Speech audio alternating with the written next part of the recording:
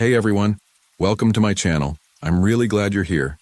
If you enjoy fun content and cool videos, you're in the right place. Make sure to hit that subscribe button and turn on notifications so you never miss an upload. Let's jump right in.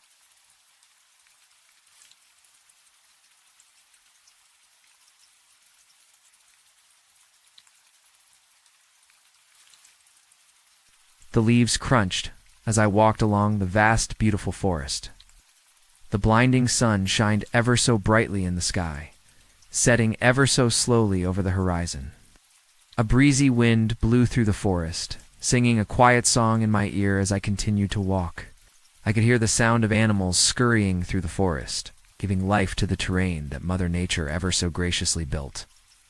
As I navigated my way through the forest, I looked around at all the shady trees as I jumped over all the logs that lay on the ground. I imagined the life each tree has had. How many people throughout history had also walked the same path I was? Each tree has a story to be told, each as old as nature itself. I was a big thinker as a child, always asking my parents questions about how the world works. I was always in my head, wandering around worlds that I created. Worlds of cities built with bright diamonds, fantasy lands where I was the hero of my own story. Nature was my escape from everything. I would imagine myself fighting the ferocious beast that I created in my head, or that I was on an adventure to Mordor like Frodo. This time, I imagined I was walking on the death trail in search of an ancient treasure buried by Blackbeard himself. I fought devilish beasts whose teeth could destroy a whole tree with a single bite. Dragons whose eyes shined a crimson red and breathed fire as hot as the sun. The forest was my favorite place to think, for this inviting, evergreen forest was beautiful in every way. The sound of squirrels chattering could be heard as the birds sang their final song, for the sun was setting slowly over the horizon. Bright, vibrant colors filled the sky. The forest sparkled as sunlight cracked through the trees, lighting up the dirt path ahead of me, decorated with roots and flowers of many kinds. It was lively. The sound of scurrying could be heard on every side of me. The leaves and twigs crunched under my feet, and branches hung as if they were welcoming me. I breathed gracefully, my body feeling a slight chill as I walked through the path. I was deep inside my imagination when the sound of water took me out of my thoughts. I always hated that sound, for it meant that soon I would have to turn back. I continued my way, trying to ignore the sound, but it became increasingly harder as I reached the river. I slowed my pace, trying to prolong my journey back home. It wasn't long, though, until I saw the sparkling blue river in sight. The sound of crashing water filling my ears as I reached my endpoint. I stopped and cleaned off my arms and hands from the dirt that always found its way onto my body. I felt the water flow through my hands as I looked beyond the water into the tree line. I would always turn back at the river, for my fear of drowning kept me at bay. I would sometimes walk along the river, dipping my hands in the water as I walked. Something in me didn't feel fear of the water that day, though. I felt adventurous. I contemplated as I looked beyond the river stream. There was a whole other part of the forest beyond it, new lands to be discovered. I looked up at the sky. The sun was almost over the horizon.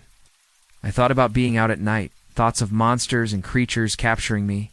I remembered my stories, though, the heroes who saved the world from danger. Suddenly, without a second thought, it was like my body just got up and began to jump on the rocks in the river. I felt the water on my feet as I stopped on each rock before jumping to the next. Once I reached the other side, I quickly ran into the forest beyond the water. I walked along the ground as I studied the trees to get a good idea of my surroundings to find my way back. I made landmarks on trees out of chalk I always carry with me so I wouldn't get lost, something I've always done when traveling new terrain. Something about this area felt off, though. It was as if Mother Nature had left, leaving her creation in ruins. It was a lot darker than I thought it would be. There were so many trees that had blocked out most of the sunlight. I was a fearless child, though. I thought that I could not be harmed, for nature was my dearest friend. I was wrong, though, for no one is safe from the brutality of Mother Nature, including me. As I walked through the forest, I looked ahead to get a good mapping of my terrain. Shadows gathered around the forest as the dark trees hung over me like limbs from the ancient world. There was an ominous silence that filled the forest. No sound of animals running around. No crickets or frogs chirping, no wind twirling in my ears. Just pure and utter silence. The only thing I could hear was the sound of leaves crunching under my feet as I walked. I noticed a tree that looked like a hideous witch, its gnarled limbs and black claws stretching over me, almost serving as a warning to not go any farther. This was a tree that had died many years ago from the looks of it, succumbing to nature's life cycle. I stared at it for a minute, feeling an uneasiness that crawled down my back. I continued my journey across the uncharted forest, but the tree stayed embedded in my mind. There was a feeling of dread that I fought off as my heart felt uneasy. The forest seemed dead, as if it was abandoned long ago.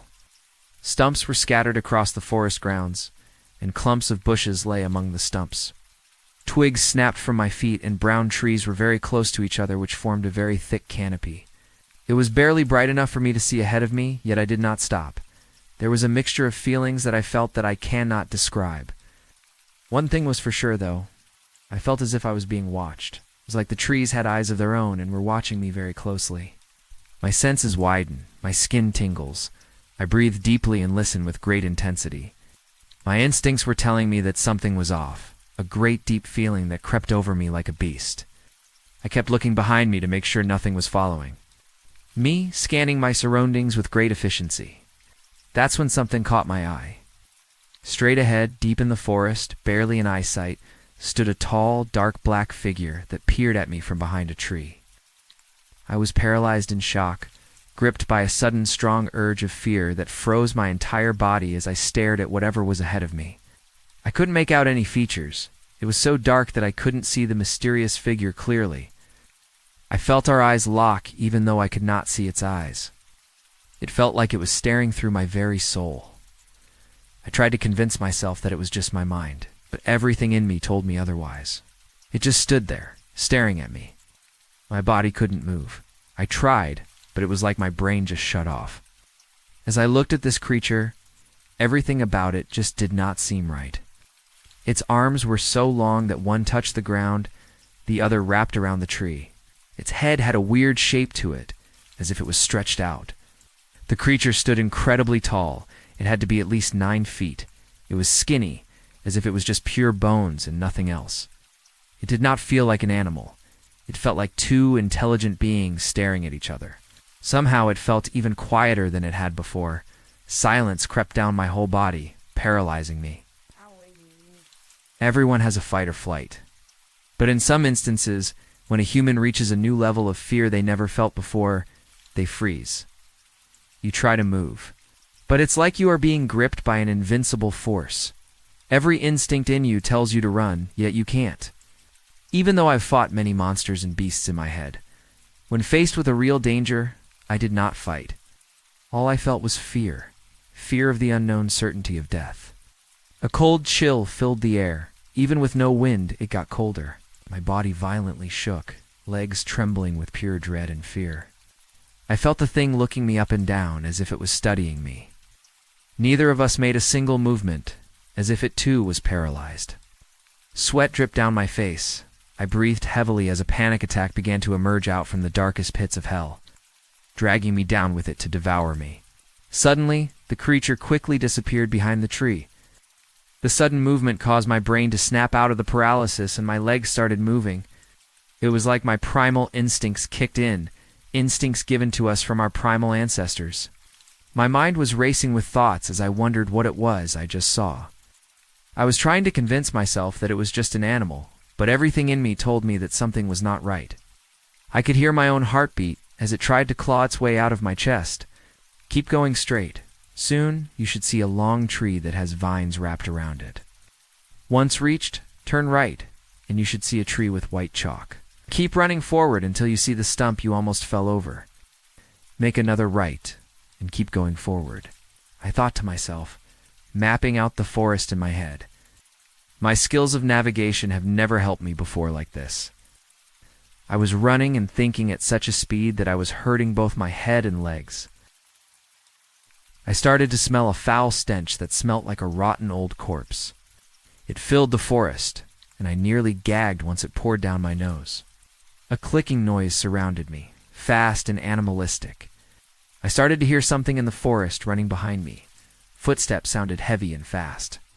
I looked back for a second to see if I could see whatever was chasing me, but all I could see was the dark, open forest. I looked back and continued my way back to the river. I weaved my way through the forest quickly, making sharp left and right turns to find my way back to safety. My legs felt like they were going to break, and my heart was hammering at my chest as my lungs were set ablaze. I listened to the sound of running behind me. The clicking was even closer and louder than before, the smell even more strong and foul. It too knew how to navigate a forest as I did, maybe even better. My skin felt cold as I shook to the point where I almost fell many times. I always caught myself, though. Make a sharp right turn once you reach the dead tree. Once you see the rock that stands tall, make a left and keep running straight. It was like my mind was on adrenaline too, thinking at such a pace that I never thought I could think before. The running behind me sounded even closer, the stench even stronger. My legs felt as if they were going to break, yet my speed still stayed the same as I used every ounce of energy I had. A familiar sound filled my ears, a sound I have always hated and despised. It was the river. I was close. I ignored the pain I felt in my legs and continued to run as whatever was behind me was catching up. My heart was beating like a war drum. I was running off of pure adrenaline at this point. My chest felt as if someone was squeezing my internal organs together, my feet burning from the many blisters I had. I ignored it all, though, and continued to guide myself through the cruelty of Mother Nature. I began to see the river stream. I was approaching it rapidly. My legs felt numb. My lungs were on fire as I breathed heavily out of exhaustion and fear. It sounded like it was only a few feet behind me. I knew that if I didn't reach the river, then it would soon catch up to me. The clicking sound was basically right in my ear. The stench was so strong I had gagged. I used every ounce of energy I had to run even quicker, ignoring all the pain I felt in my body. I hurtled out of the forest once I reached the river and jumped my way across the rocks that stuck out, falling onto my knees once I reached the other side. I quickly got back up and began running again. I didn't stop running until my body collapsed, not being able to move. I hadn't noticed that it had turned to night. A dark umbra surrounded the forest. I was too exhausted to move. Every breath struck my chest deep. Yet there was no sign of anything chasing me or the foul smell. The sound of wind and nature filled my ears again, replacing the terrifying clicking noise. Tears began to slowly drip down my face, mixing in with my sweat. I opened my mouth to let out a whimper that never came, too exhausted to even make a sound. I wanted to go home, back to where my mother was. I started to breathe even heavier, my heart beating so fast that it was like I was having a heart attack. Everything became fuzzy and blurry, my mind racing with thoughts that only made me panic worse. I shook rapidly. I felt gripped by a sudden force that squeezed my body tight. My chest pounded in pain. It felt as if everything was being smashed by a hammer. I felt an impending doom dragging me down deep into the darkness, deeper and deeper into the pit of despair. I tried to catch my breath, but it was too much for me. I thought that whatever chased me would find me and devour my very soul. Everything was so loud, it was like I was trapped in a tornado. I felt like I was going to throw up from the dizziness I felt. My muscles were tensed. The world was spinning around me as my heart started to pound worse than it ever had before. The pain from my chest slowly spread to my shoulders, giving a sharp pain in both shoulders. I got chills all around my body, gripped in fear and anxiety that had its hold on me and would not let go. I didn't know what to do. I felt like I was going to die a gruesome and horrifying death. I looked at the night sky as I was in the hands of death and noticed how beautiful it looked. The pale crescent moon shone like a silver claw in the night sky. I looked upon the vast sea of stars, shining so brightly like little diamonds in the sky. Everything slowly went quiet. It was like the earth stopped. I felt the summer green grass on my hands and looked at the trees that surrounded me. Fireflies filled the darkness, sparkling like precious valuable stars in the darkness. The sound of crickets could be heard all around, chirping their song in replacement for the birds singing. My heart slowly started beating a steady rhythm, and my breathing slowed to a smooth pace. I breathed in to smell the woodsy fragrance, letting go of all my worries. It was as if Mother Nature cradled me in her arms and reassured me that everything will be all right. I felt a moment of tranquility. My mind silenced. I lay on the earth, admiring the beauty of the world around me. I slowly stood myself up, ignoring the pain I felt in my legs and chest. I welcomed back the blossoming, fragrant forest as I walked slowly through Mother Nature's creation. I began my walk home, admiring every inch of nature that surrounded me. I always imagined beautiful lands in my head, landscapes of fantasy filled with bright colors. I never realized that I was already in a dazzling world filled with many mysteries to be discovered. The forest was breathtaking tonight, sparkling in the moonlight like little crystals. I wasn't in my head on the walk home. My mind was silent. Brown trees stood tall and flowers bloomed, engulfing the forest in a smell so luscious and fresh. I thanked Mother Nature that night, for she taught me a lesson that I will never forget. I am not invincible. I am no hero or great warrior. I am just a child. Not every story needs a hero, and I do not have to be the hero in every story. I walked my way home, embracing the forest for the first time ever.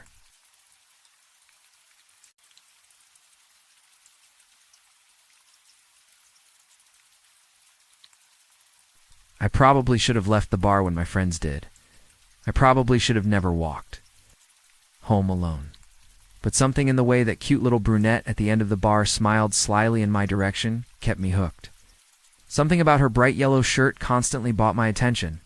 She could have been looking at the door behind me. She could have been zoning out altogether. She might have never even meant to make eye contact at all. But then again, maybe she did. I had to stay and find out. I told my friends goodnight and promised to catch them the next day and behind by myself. I told myself I would buy her a drink. Told myself I would at least say hello. I pictured 1,000 different scenarios for what might happen next. We could leave together, could go on a date, we could exchange phone numbers, we could even just have a pleasant enough conversation that ultimately ended in my rejection. But even talking to her would have been a wild achievement for my woefully undeveloped ego and painful shyness. Any of those endings would have been better than another defeated night at home alone, of course. Didn't matter because I choked. I sat at the bar and tried not to stare. I tried not to look weird. Then I started to think so much about trying not to look weird that it looked weird, you know? I bought a round of 6 shots for her and her friends. When the bartender asked who they were for, I panicked and said me. So he brought them to me. 6 shots. Then he left to help another customer, while my social anxiety screamed OBNOXIOUSLY. One of the friends caught me looking at them and shot a skeptical glance across the bar. She saw all the alcohol sitting in front of me. I saw her whisper to the brunette. I saw them look at me and laugh quietly. I escaped to the bathroom to avoid the embarrassment. By the time I got back, they were gone, but the shots were still there, wind and drizzling.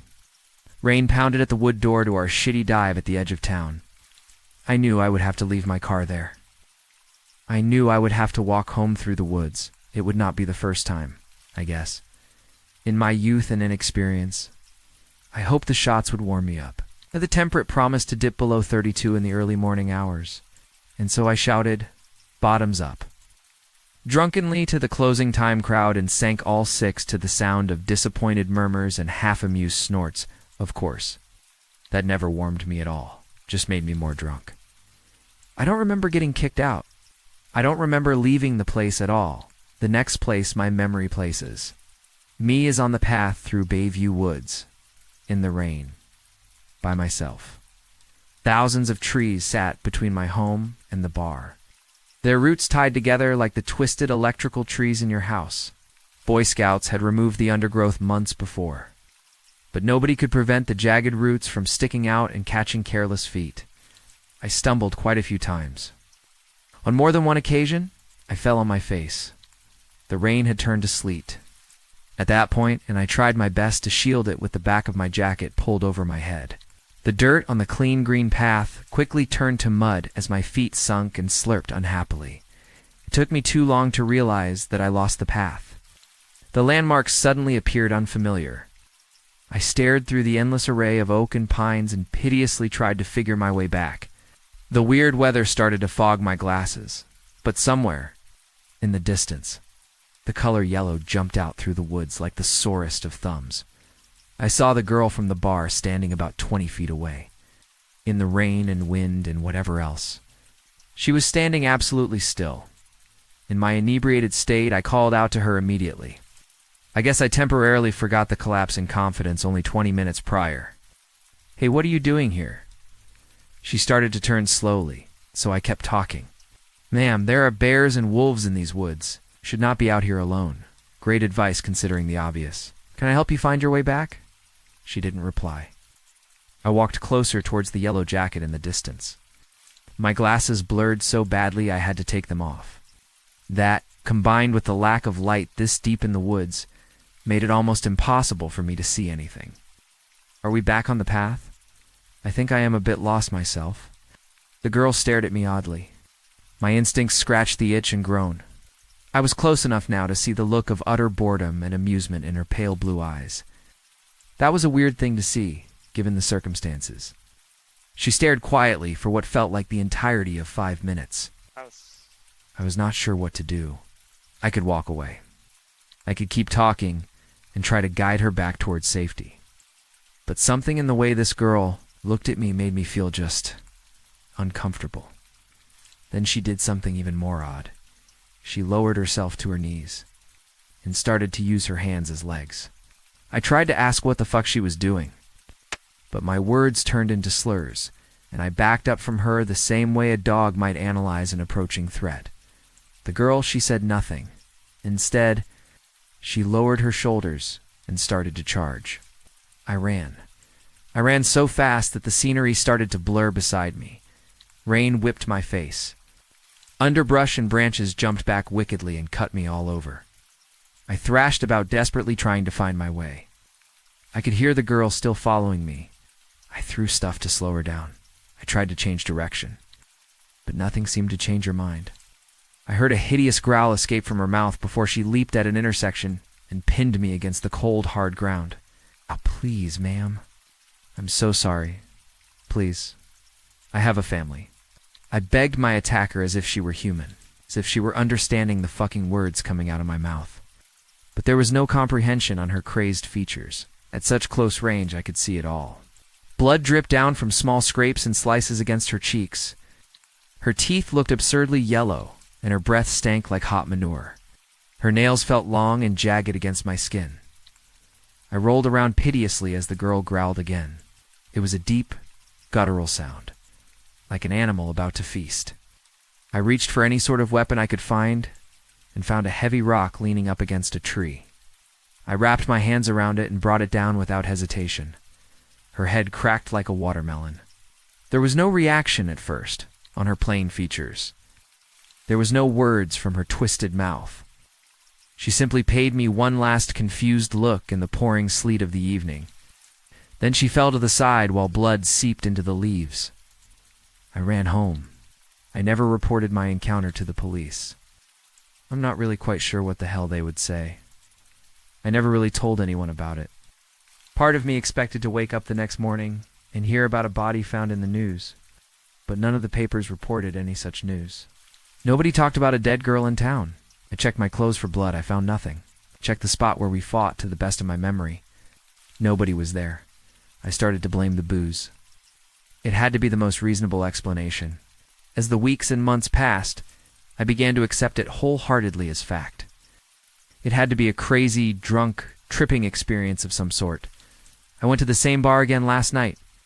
For the first time in a long time, my friend stayed with me. Call it a group attempt at conquering my growing irrational fear of the bar and woods. I stayed late. I ordered rounds of shots with my friends and enjoyed the closing minutes of our favorite football team. The place was packed. People milled in and out to smoke cigarettes and hide outside. Around 10 o'clock, an old familiar flash of yellow entered the door and grabbed a seat by the bar. She smiled slyly. She could have been looking at the door behind me. She could have been zoning out altogether. She might have never even meant to make eye contact at all. But then again, maybe she did.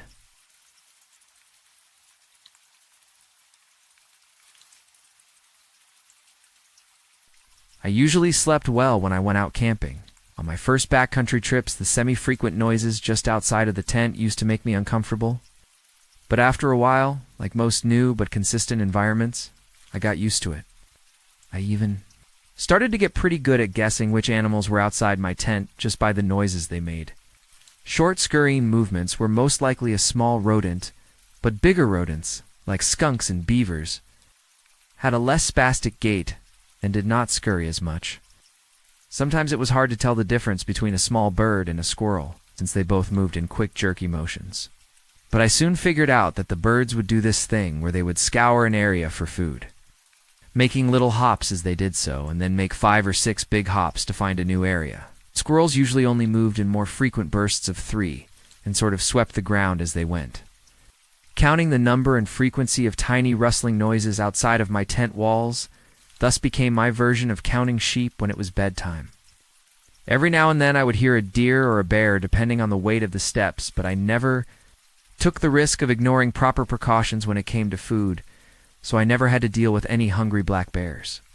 I guess what I am trying to say is that I had become familiar with the varied sounds of a darkened forest. What I heard on that night in Machinaquan Valley was something I was not accustomed to. I had been uncomfortable for the whole day. Not of any physical sort, though, as my backpack was light and properly fitted, and I had just broken in my new boots earlier in the month. It was the sort of feeling you get when you've done a bad thing and are waiting for the repercussions, except this time I hadn't done anything wrong. It's a certain phantom tension that can't be located but also cannot be ignored. Sight of the narrow, rolling valley nestled in between the foothills of the limestone escarpment walls was a gorgeous sight by any standard, and yet it all seemed unable to grab me. I knew that I was seeing something special in the endless evergreens of Machinaquan, but that special feeling itself was absent. It was something I failed to notice until days after I'd regained consciousness, but how could one notice something subtle like that in the first place?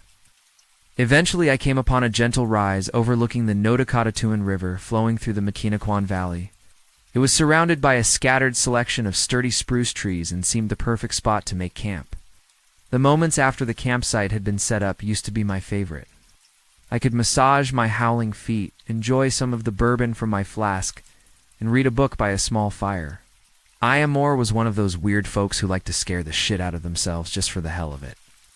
So the reading for that trip was a small, clearly self-published collection of regional folklore, ghost tales, and true crime stories I got from the nearest gas station. The book had some ridiculous tales and wild speculations, but the writing was catchy. It was easy to read. So I started on one of the shorter stories that night, something about a cult from the 70s, but ended up falling asleep. The premise was just too ridiculous, and the claims were all sourced from friends of family members in the cult, so I struggled to find it interesting. Besides, my focus just wouldn't stick. I would read 3 pages and then realize that I couldn't remember a word from any of them. I was pondering such an annoyance when sleep took me according to my watch. I awoke at 3:07 to the sound of a long, shrill scream that pierced the heavy stillness and echoed throughout the entire forest, ricocheting off of trees and rocks and eventually being absorbed by the natural baffling of the forest floor. It sounded as if it might be the call of a wildcat somewhere out there looking for a night meal. I had heard them before, and the noises they can make are dreadful. It seemed relatively far away, but knowing how dangerous mountain lions can be, I thought the sound was close enough to be worth my concern. However, after lying petrified in my sleeping bag for no more than a minute, I heard a distinctly different scream. No, please, there was no mistaking it for a wildcat that time. Looking back now, I wish that I had stayed in the tent. One cannot exactly afford the privilege of time for a full analysis in the heat of the moment. There are 2 choices: action or inaction. I chose the former, putting my headlamp around my neck and fishing a roll of fluorescent flagging tape from my backpack. I unzipped the tent door and followed the direction of the screams. The flag tape was a bright neon orange and would function as my colorful trail of breadcrumbs in theory. I tied a length around the base of a tree near the tent and set off, tearing off a small section of the tape and attaching it to branches every 20 feet or so. There were no more screams, but after several minutes of trudging through the dark, a faint amber glow began growing in the distance, and I could hear the distant crackling of twigs and branches. Carefully placing each of my steps on the bed of pine needles, I wove in between the dark trees with the faint light off in the distance as my only guide through the shadows. After just over 10 minutes, another, bigger and brighter light came into view. It looked like a large bonfire. So I pushed forward and encroached on the ring of light that the large flames were casting. There were 4 people dressed in dark loose robes surrounding it, with another 2 in the same attire wielding torches, and leading what appeared to be a bound and blindfolded young man toward the larger group.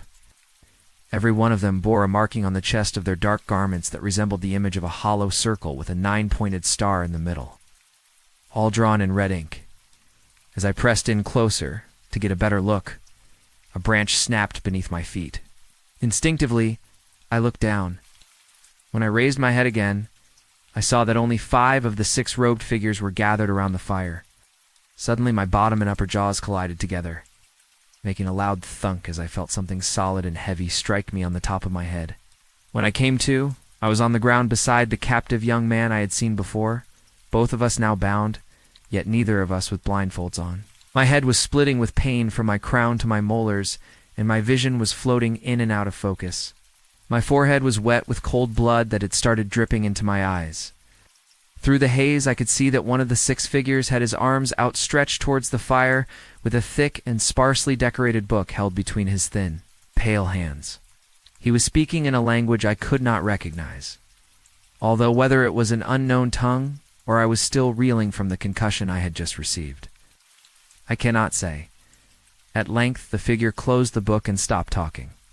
The rest of the group began to move with mechanical choreography, as if it were all some well-rehearsed play. 2 figures picked up myself and the young man, who looked at me and began pleading for help. I was unable to form any words, although I am not sure what I would have said if I could have. We both were marched off toward a shallow cave not more than 20 feet from the fire. 2 more robed figures removed a stone tablet on the ground to reveal a dark hole. At this moment, the young man became frenzied. It seemed that whatever strength he had left, he put into getting away from that hole. His mouth was frothing with saliva as he pushed against the robed person holding him and screamed for help.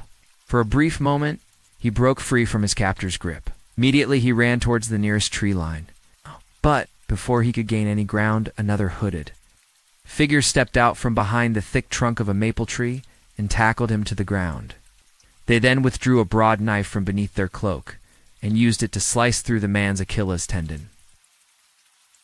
Screaming in agony, the young man was dragged back to the edge of the hole. His shrieks had tapered off into barely intelligible whimperings. The figure who had been reading from the book earlier nodded his head, and the young man was pushed over the edge of the hole into the impenetrable darkness of the pit. In the moments following, I heard a sound disappearing into the abyss that I did not know any human was capable of making. It will haunt me for as long as I live. There was no thud or splash, just silence swallowing the chilling screams. Panic swept over me. I tried to push against the individual holding my bicep in an iron group, but they effortlessly shoved me to the ground. Why? Just why are you doing this? I pleaded from the forest floor. My desperate question hung in the air, unanswered. I rose to my knees and questioned the group once more.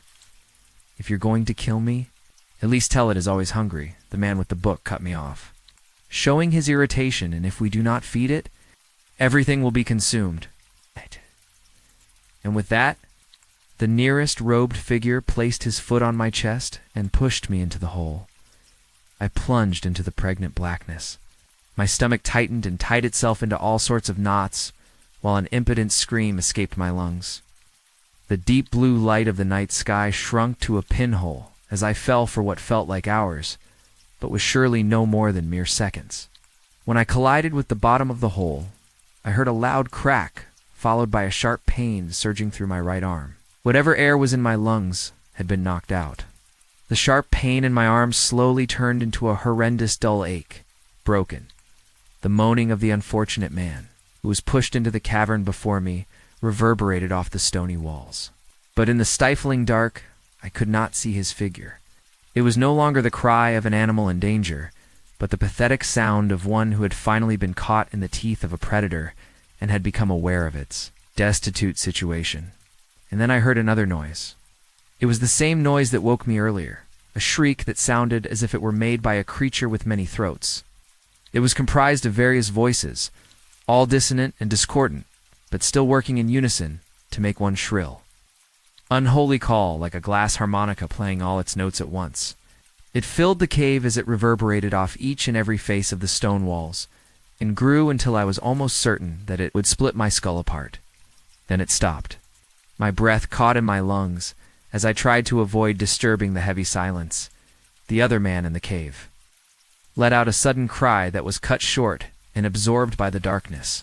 It was then that I knew I was the only human left alive in the hole.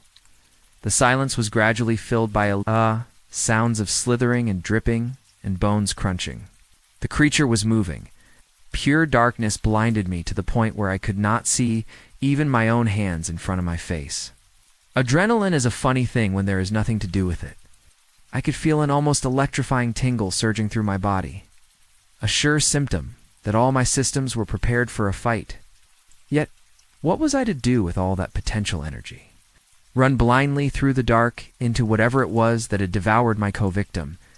I knew that was foolhardy, so I stood directly beneath the opening, and as I did so, a warmth developed in the crotch of my pants and spread to the ankle of my boots along my inner thigh.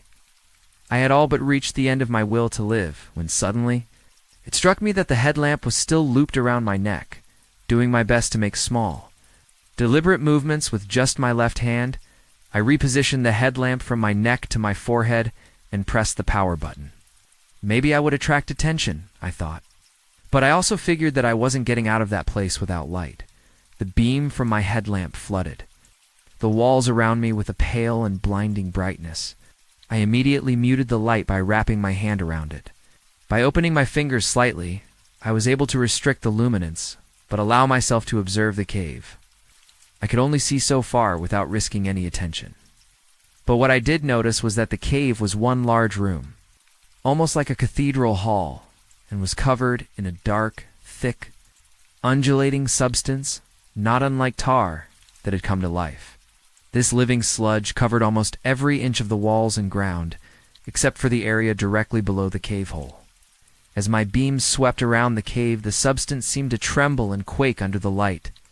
I removed my hand from the headlamp and directed the beam to an area covered in the sludge. It moved. Under the full strength of the flashlight, the greasy-looking substance scattered suddenly. The ground shook beneath my feet, and that same grating shriek filled the cave. Overcome with dreadful curiosity, I resolved myself with whatever fate may come, and swept my light into the depths of the cavern. I still am not entirely sure of what my headlamp uncovered in the darkness, but I know that it was large, maybe 40 feet, and almost wall-to-wall and made of, or covered in, the slime that seemed to be everywhere. But the worst part of it all was the eyes. I could see hundreds, maybe thousands of human-like eyes wedged into its slimy surface, each one rolling around wildly as if they were an army of magic 8-balls frantically trying to find the answers to paradoxical questions. I would have screamed had my mind been able to comprehend what I was seeing. Wielding the light of the headlamp, I started searching the cave walls for anything that might be an exit. I used the piercing beam to displace the viscous substance in order to see if I might find an opening, a crawl space, anything. The screeching started again, this time louder and seemingly closer than before. I was sure that I had a matter of seconds to avoid a fate worse than simple death. As the beam swept across an indentation in the cavern wall, the oily sludge separated to reveal a jagged passage no more than knee-height. I considered that it might have been a dead end, but figured that I was going to die either way. So I resolved to attempt an escape using the beam of light to carve out a path in the slime towards my exit. I took note of where I wanted to go and then shined the light at my feet while carefully walking in that direction. The substance scattered out of the way briefly, but as the light moved, the previously illuminated space was filled immediately. The light didn't leave a trail of open ground, so much as it made an isolated spotlight to stand in. The sludge was constantly at my heels, but I made it to the opening. I hadn't considered how to actually get into the passage without being covered in the stuff, since I would need to take the light off my feet and look forward at some point. So I stood there for a moment to consider my next move. Then, another, much closer shriek ruptured the air in the cave once more. and my decision was made for me. I took the light off my feet and looked in the direction of the opening beneath the substance. As it scurried away from the light, I felt a sharp stinging from my heels to my knees as the sludge began to cover me. The entrance revealed itself, and I moved as quick as I could. But the excruciating pain in my legs had spread to my hips and was in my hands as I began to crawl through the tunnel. The tunnel was not large to begin with, but it got even smaller as I went deeper. The ground was still rumbling from that thing in the cavern, and it seemed as if the tunnel would collapse at any moment. Eventually, I ended up on my stomach, doing my best to keep from banging my broken arm against a rock while wriggling through the small intestine of whatever subterranean digestive tract I had found myself in. The sharp, needle-like pain from the sludge gradually dissipated into a cold numbness. Thrusting my broken right arm forward first, I then outstretched my left, grasped a rock, and pulled as I squirmed to the left and right while pushing with my toes. Rocks were pressing in on my body from every side, and I was only ever able to take half-breaths at best. If I remember how I felt afterwards correctly, it was the most frightening and frustrating situation of my life. I stopped many times to rest on the way. Even if I had 4 fully functioning limbs, that crawl would have sapped any reputable caver. But it wasn't just exhaustion I was feeling. It was a growing desire to just quit and lie down. A pessimism that quelled any fire that might carry me through to survival. After what might have been 2 hours or 20 minutes of struggling and squirming for no more than inches at a time, I had almost given up in earnest. But on my final push, the tunnel started to loosen up.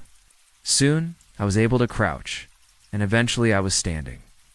Weaving my way through the crooked corridors and between the stalagmites, I finally saw a faint light and felt a gentle breeze. I had reached the end of the cave system.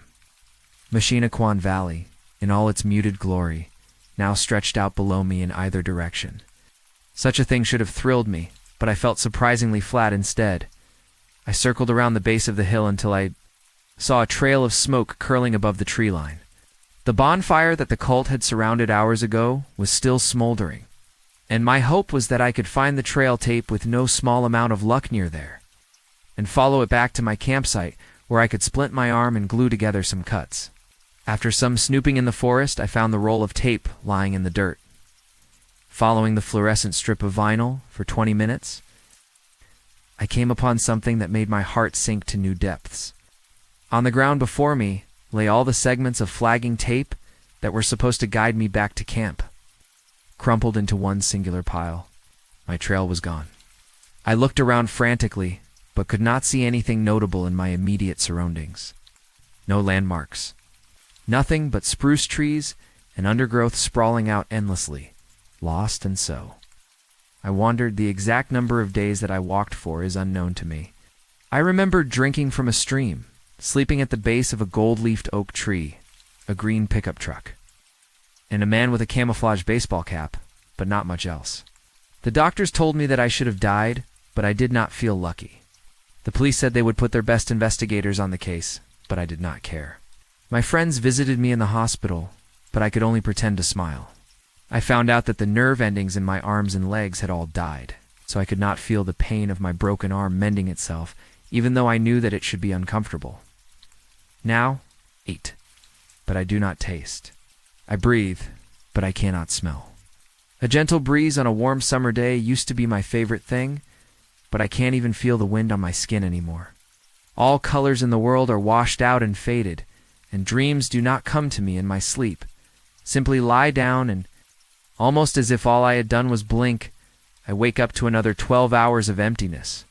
My job is hanging on by a thread after all the times I've called in sick, but the truth is that I can't drag myself out of bed. When people talk to me, I cannot listen.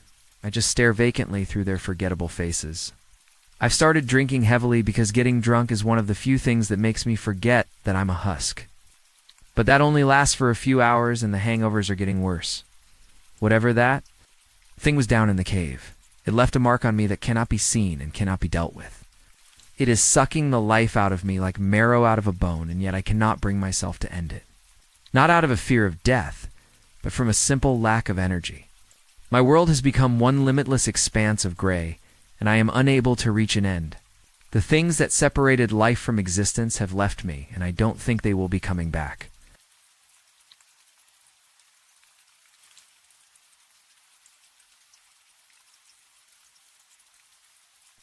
Hello, my name is Ergy Fisher. My therapist advised me to write down what I've been through, so I suppose I will. It's been a week, and I typically have bad memory, but I still remember everything vividly, so damn vividly. I'll try my best to recount the details, but after all I've been through, I can't promise it will be good. Now, where to begin? It started with a trip I decided to take. I was getting exhausted and tired with people and society, and really just life in general. I decided I'd go camping in some deep woods. I'd rather not state the location, however. Apologies for that. There were beautiful, lush trees. I could hear the birds singing and animals moving about. The bugs were a bit annoying, but it was worth it. The way the light filtered beneath the gently moving leaves. The soft breeze coming in from the west. The light rustling of foliage as small animals moved. It was a beautiful sight. I took the camping supplies I packed out of the back of my truck, double-checked I had everything, and decided to head north. Since I came from the south, there weren't really many paths here. It was just wilderness, and some back road dead end I decided I'd go to. I wandered for a while in the woods, making sure to keep a map on hand and a compass tracing where I went. Eventually, I came across a nice-looking clearing. I cleared the area of rocks, debris, pieces of wood, and anything that would make sleeping rough. Then I set up my tent, a nice deep green small tent, just large enough for me and my travel pack. I checked the distance and time I'd hiked, and saw it was only about 1 kilometer and around 10 minutes. Just after, I looked to the sky to get a rough estimate of the time, and noticed the sun was beginning to set. On the other side of the horizon, I noticed a large amount of clouds rolling in. Just my luck. No matter what it is, I always seem to forget something. It's usually just one thing, whether it's a spice in a recipe, or in this case, checking the weather. I decided I'd take a walk around where I set up before going to bed. I spent around 30 minutes or an hour or so, bad at keeping track of time, just slowly walking around, admiring nature. Before I decided to return to my tent, as I approached, I felt like something was off. The closer I got, the more the feeling grew and grew.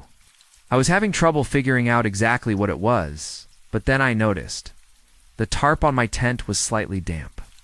I felt a little nervous, since I'm generally a bit of a paranoid person, so I quietly walked around the perimeter of my tent. I didn't see anything odd.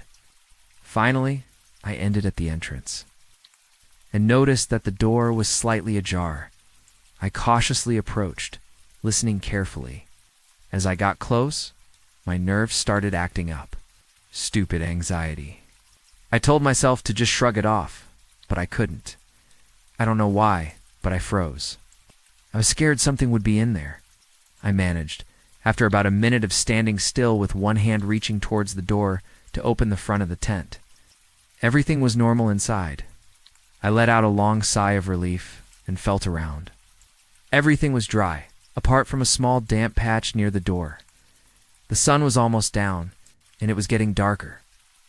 I decided I'd go to bed now as the sounds of wildlife were shifting from diurnal to nocturnal creatures. I lay down in my cozy little snug sleeping bag, made sure everything was neatly organized still in my bed, and went to bed. I awoke to the sound of rain falling. I'd retcon a few hours later and felt a little groggy. I realized I had to go to the bathroom, which would mean having to leave the tent. I sighed deeply, part of me regretting my choice to camp, and I turned to go get my raincoat out of my bag. I always come prepared, even if I forget things. I paused as I shifted. Something didn't feel quite right. I listened to the sound of the rain falling for a while before I noticed what it was. There was a wet splash coming from outside. I paused and listened carefully. I noticed it was following a pattern and sounded like large raindrops splashing in puddles. It was circling my tent, keeping the same pace while doing so. It was at that moment something else occurred to me. The raindrops on my tent were much lighter here and less frequent than those on the ground. Coming from the direction of whatever was circling my tent, the rain was very light, apart from in that one specific area. Slowly, I reached over to my bag. I always stored a small pocket knife in the side pouch of my bag for self-defense. I wanted to make sure I was protected when I confronted whoever or whatever it was. Maybe it was just a really wet raccoon or something, sloshing up the water. I slowly crept to the edge of my tent and paused. I waited for the footsteps to go behind my tent. Before I slowly zipped a small crack in the zipper so I could see out, as quietly and slowly as I could. I waited for what felt like forever, but as cliche as this is, was likely just a few seconds. I know that's something that's said a lot, but you really don't realize how accurate it is until you've experienced it yourself. I heard the footsteps approaching where I was peeking, and to my horror I saw some strange-looking thing. It was about the size of a human, but appeared to be made entirely of water. I couldn't make out too much of its features due to the darkness of night and clouds, but I did notice the shine of water and the dripping. I felt like I was being watched, like it knew I was here, like it was going to come for me sooner or later, or it was waiting for me to make a move. I slowly shifted back inside and started to breathe to calm my nerves. In, hold, out. Pause, in, hold, out, pause. I started to focus again, and still listening to the sounds slowly and quietly, made sure to get myself in order. Putting on my raincoat, getting my bag ready, and putting it on. I made sure I was holding my keys in a way that I could easily unlock my car when I got there. I waited for the thing to move in front of my tent. I watched as it walked by, and as soon as I was sure it wouldn't see me, carefully and quietly, but swiftly, opened the door. I took a deep breath, and as I heard it was on the opposite side, I thanked past me for facing the tent towards the car, and I started sprinting immediately. I heard whatever it was start chasing, and I heard the splashing of its footsteps. I heard my tent tear as it ran through it. I'd estimate at the same pace as me, or ever so slightly slower. I couldn't slow down. I couldn't mess up. I ran through the trees, weaving my way through, and I heard several loud slaps of water against the trees. Seeming like it didn't need to navigate through the trees, I was almost to where my car was when I tripped on a root and landed with a hard thump, catching myself with my hands on a rock. This was it. I was done for. I saw my life flash before my eyes, and I heard its weight shift, and I felt a massive amount of pain on my side. And I passed out. I woke up a few hours later in a lot of pain. The sun was out, and I could hear the wildlife. It took me a few seconds to realize I wasn't dead. I immediately shifted over to check my bag and to no longer be face down on a muddy rock. As soon as I did, a searing pain shot through my right side. I looked down and noticed I was wounded. My bag was torn apart, my shirt with a large gash and bleeding. The wound was deep, but not too deep. I'm lucky it didn't kill me, but I felt lightheaded and hazy. The bleeding seemed to have stopped due to my shirt being slightly displaced and the wetness causing it to cling to my body. I used my torn and broken backpack to cover the wound, grabbed as much of the contents as I could, and quickly headed to my truck. The windows of my truck were cracked, and a lot of the paint seemed to be damaged. I quickly found my keys. Luckily, they hadn't slipped out of my hand, and opened the door. I then dropped everything in the passenger's seat. I was about to go retrieve the rest of my items and equipment when I heard a soft splash. I immediately got into my truck, started the engine, and drove out of there. Returning home, before I was gone, however, I noticed a blurry silhouette in the rearview mirror. I decided I didn't want to see it more clearly. I relayed all of this to my therapist, and he suggested I say what happened. So, I guess writing it down did help a bit. I still worry that it's out there, but I know for damn sure I'll never get near it, and I'll never camp again.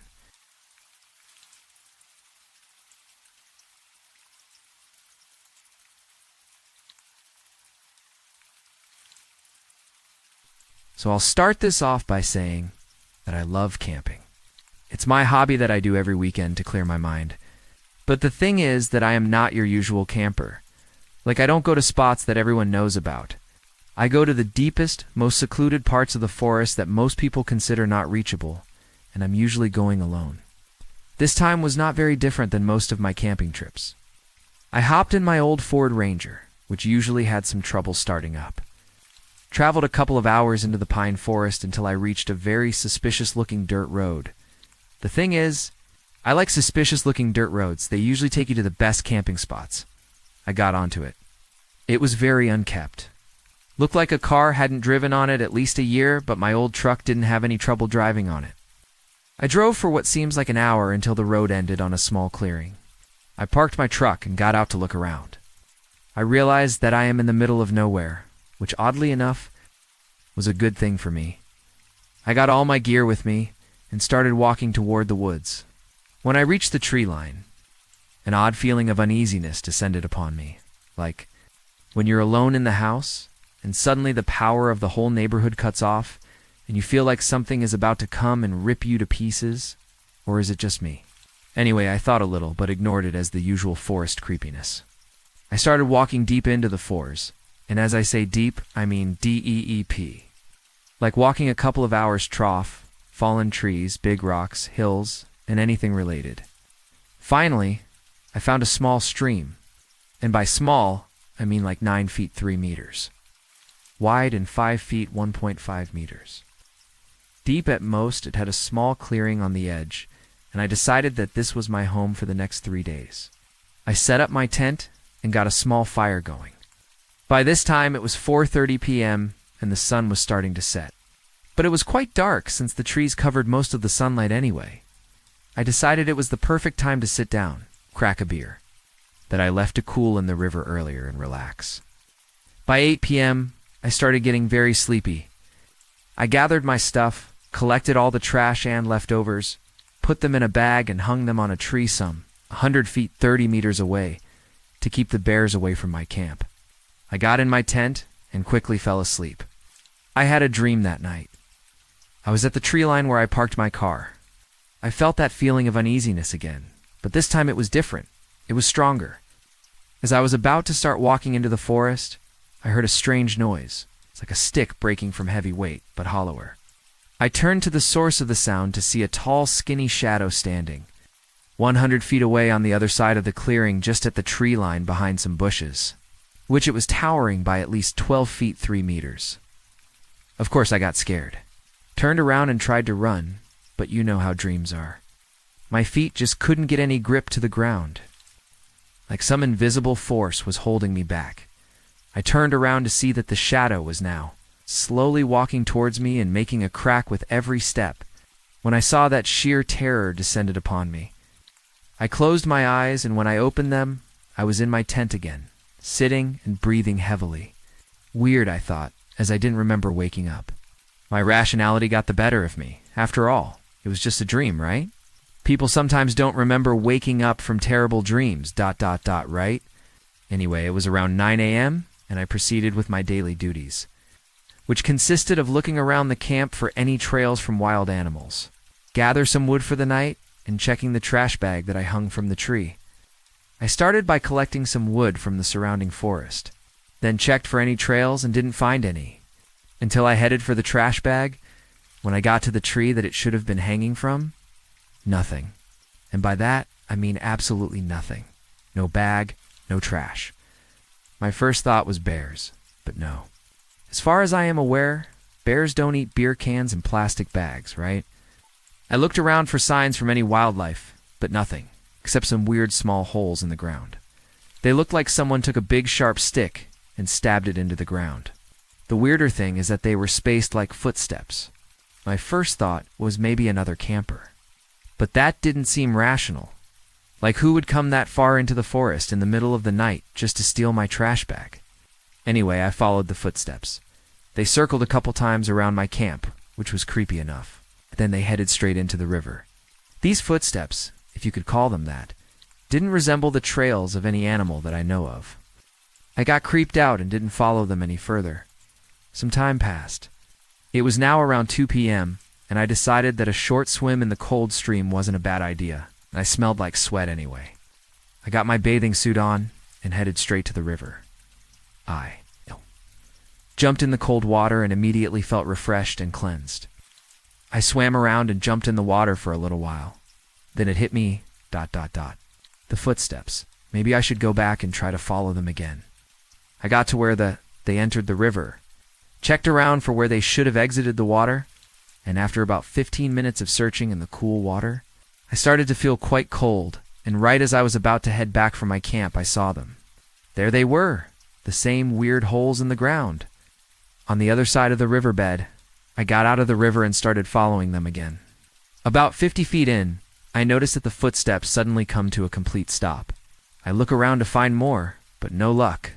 It's like the person, or should I say the thing that left them, suddenly just disappeared into thin air. ... I got creeped out and decided to just leave whatever left those weird holes alone. I got back to my camp.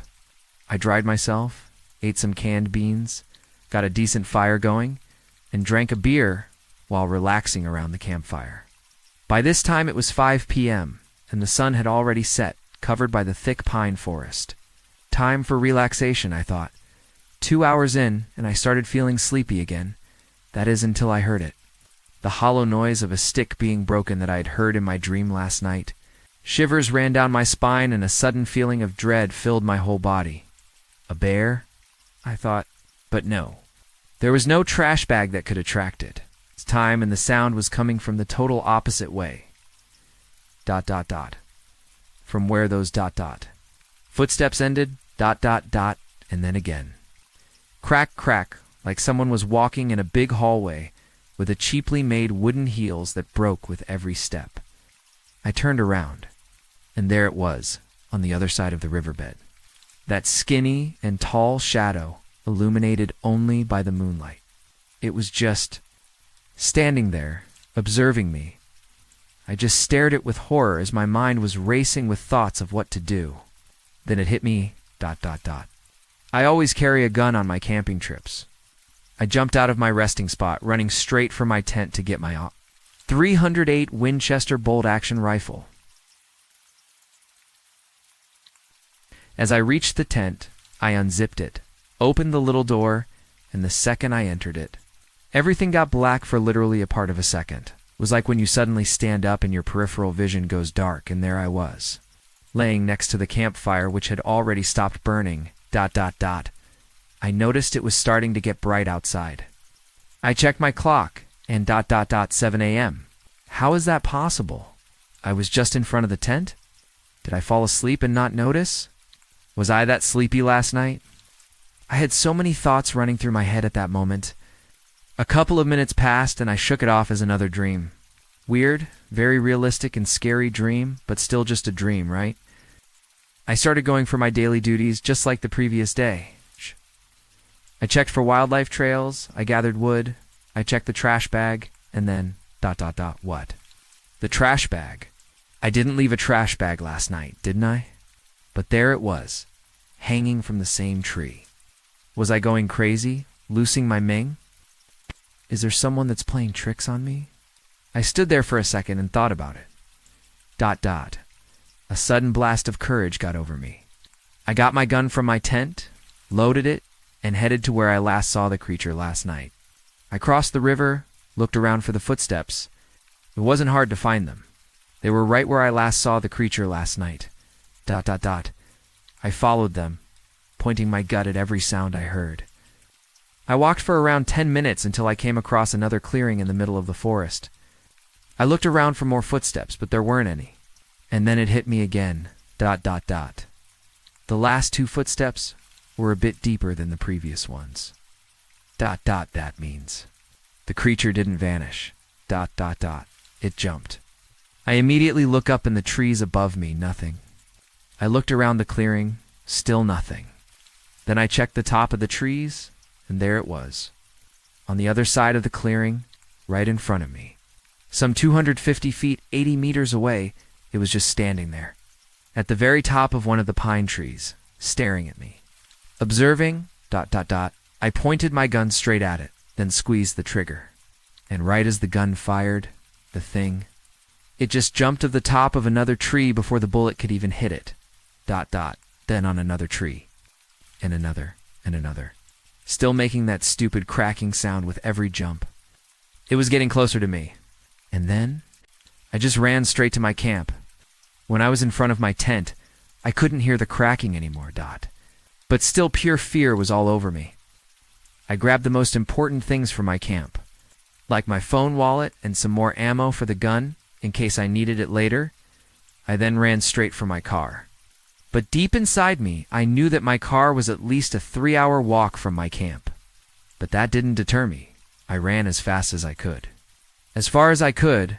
Of course, my body couldn't keep up with all that running, but my mind was stronger, ... When I couldn't run, I speed walked. I just couldn't stop moving. I was so scared even when I hadn't heard a sound in about an hour, which was kind of eerie on its own, but I didn't care. I just had to move as fast as I could. About 3/4 of the whole distance, I just couldn't run or even walk in that matter. I needed to rest, even if my mind didn't want to. My body couldn't keep up with it. I stopped behind a fallen tree and sat down for a second. I was sitting there for no more than 3 minutes. Then I heard it. That F***ing cracking sound. I was filled with terror and immediately started running again, even if my body wasn't ready for it. Finally, after what felt like days of running, I saw the clearing where my car was parked in the distance. I felt relieved, but not for long. As I got closer to the car, I heard the cracking again. This time, it was very close, like 100 feet, 30 meters away at most. I really thought this was the end for me. That thing, whatever it was about to get me. And just as I accepted my fate, I slammed into my car's door. I was so buried in thoughts that I didn't even realize I was right in front of my car. Immediately, I unlocked my car and entered it. I tried to breathe for literally a second, but immediately got shoved back to reality. That thing was still cracking its way towards me. I put my keys into the ignition, turned them and ... nothing, not even a click. ... battery ... It used to disconnect very easily on bumpy roads. That meant I had to get out there, open the hood, and connect the battery ... after a minute. I had barely gathered the courage, but I pulled the knob, got out, opened the hood, fidgeted around with the battery, and finally got it connected. I ran straight back to the car, locked all doors, and tried to start it again. ... I turned the key. This time the starter rotated, but the car didn't start. I tried again, and still the same. ... Just when I was about to lose all hope, I turned the key a third time, and bam. The stupid old truck started right up. I peeled the F***ck out of there all the hours back to my house, while still hearing that stupid cracking noise echoing through my mind. Never to be forgotten. Since then, I haven't gotten that far into the woods, and certainly didn't go camping alone. Was that thing trying to make me go mad by moving the trash bag, peering right in front of me and make it seem like I dreamt it so it can take me easily? Those are some questions that will probably never get an answer. No one believes me. I don't know even if I believe myself anymore. ... Maybe I'm just really going crazy. Guys, if you have any idea what that thing was, please inform me. And remember, never go too far out into the woods, especially alone.